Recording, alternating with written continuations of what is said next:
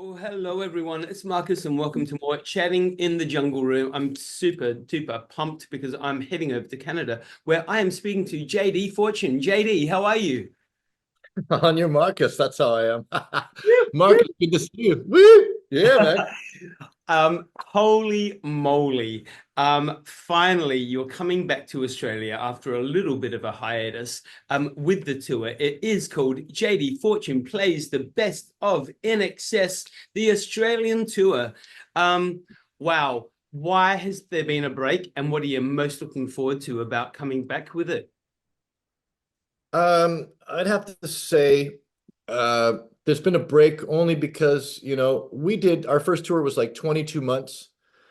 And then I was with that band on the road for 8 years, and as you do, you get like in anything, you kind of you got to take a break. And this has been a nice long break, and this time coming around, it's all about mental health, physical health, spiritual health, and just keeping the show going and keeping the music alive. Yeah, agree. And of course, this is your very first headline show, which is really exciting as well. Oh, thank you. Yeah, I'm totally honored that I talked to a couple of the lads in INXS and asked for their blessing to do this, and they were like, "Go for it, mate." And once they did that, I was like, "All right, you're gonna see me go for it now." It's been pretty full on, man.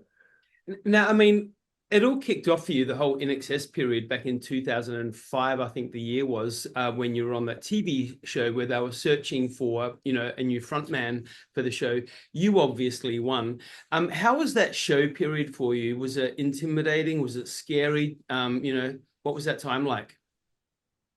Um, all of those things. It was daunting to say the least because it's not like I'm going to replace the guy who sang backup for the Temptations in 1974. I'm there to join in excess and fill in the biggest, hugest shoes you could possibly imagine that were left behind by a fucking rock star, Michael Hutchence. Yeah. And that was intimidating. That was really intimidating. But being in Australia, I remember we were playing in Salinas and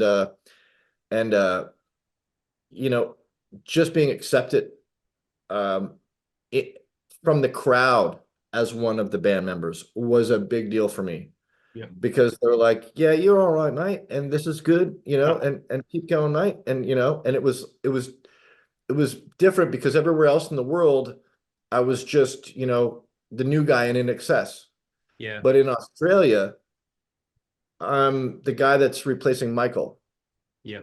and got the full band behind me. And so that was a bit it was a bit intimidating to say the least. What do you think? What would have been one of the most challenging parts to taking on, that role? um just the amount of material because they've got now I think 13, 14 studio records. There's Yeah. a lot of material. Yeah. And I think at one point we were up to 24 songs in a night, like 26 songs with the encores. And that's you gotta really want to be on stage and singing to do that because if you have any doubts about who you are as an entertainer or what you're doing, it's gonna fall apart. You got to be confident, and that the band gave me the confidence to go forward, and so did to be honest with you, just the Australian, and I mean this from my heart. The Australian experience for me changed how I saw the band because it was the first time that I got to be in the homeland of INXS and and and and playing for the people that had been seeing that band since they were youngsters. We would play shows where I saw them in 1981. I Yeah. saw them in 1982 all the way up to I was there. I saw Michael's last concert here, and that just that endeared me even more to the music and to the legacy of the band. Um, did you think, I mean, obviously, when you were seeing them back in those days, there was no way you could ever imagine what was it going to be coming down, in the future for you. But did you ever get to meet Michael back in those days? No, I never saw INXS live. no, never got. I was living in Nova Scotia when they were playing in Toronto. I was living in Toronto when they were playing in Montreal. Like it was just, I never got a chance. They were always like a town or a province away, you know. Yeah. Never the timing was right that I could see them.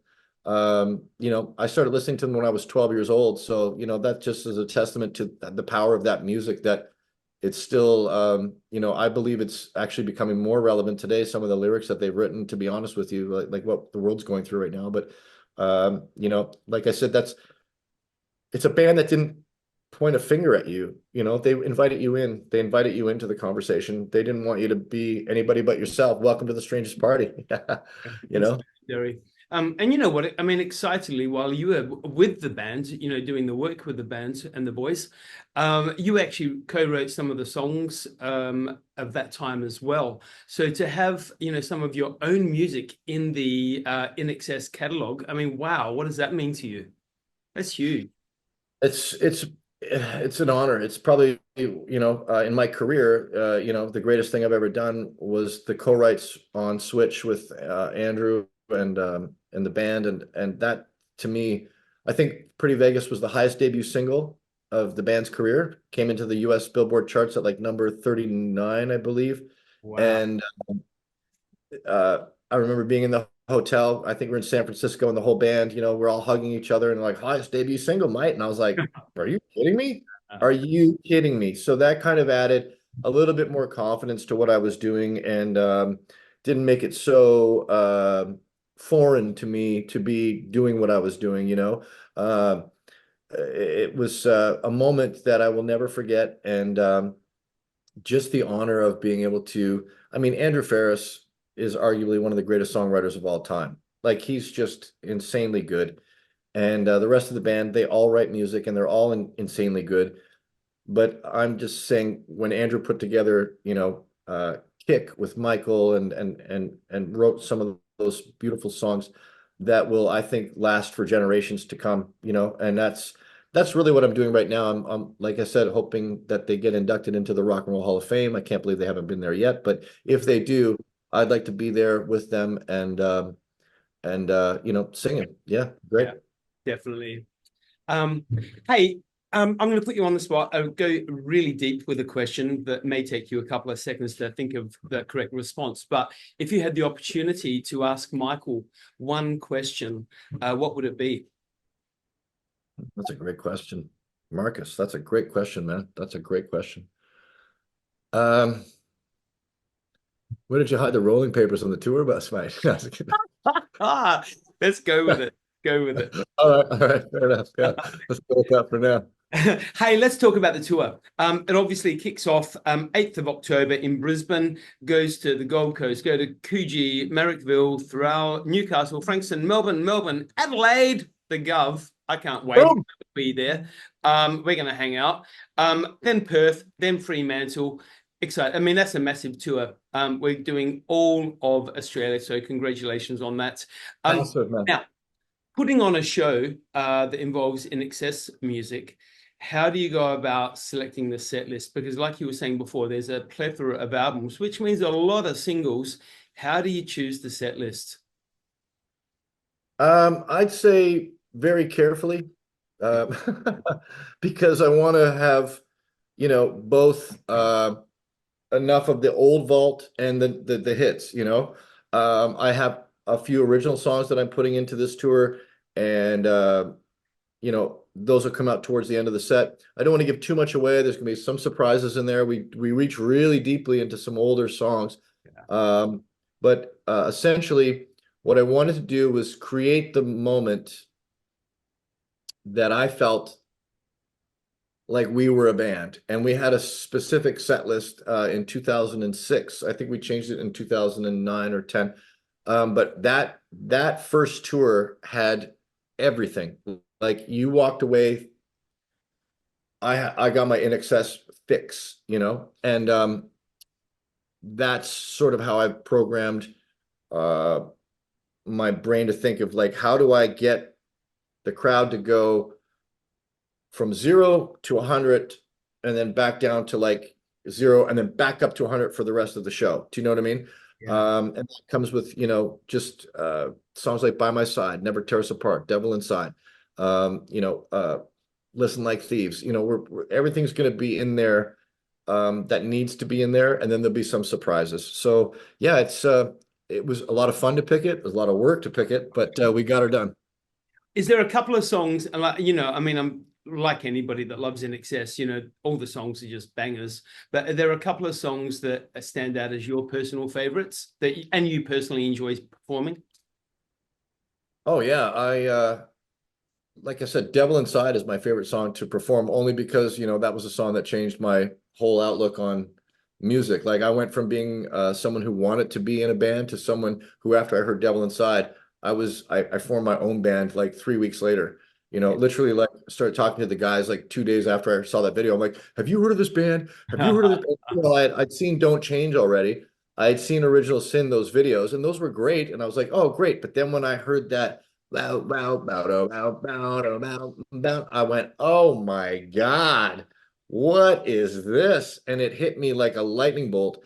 And that's when I decided to shit or get off the pot. You want to be a singer? Well, here, look at this band. Like, and up until that point, like I'd been listening to a lot of, I come from a heavier background. I listened to INXS when I was 12, 13, 14. But prior to that, I had a lot of older cousins that would play like Sabbath, and it was heavier, and I always felt like you had to like, scream or be really raspy like Motorhead or something. And then to hear Michael's voice, which was sort of like had that beautiful, baritone tenor resonance to it, kind of like Jim Morrison, kind of like Elvis, which were two other big influences for me growing up.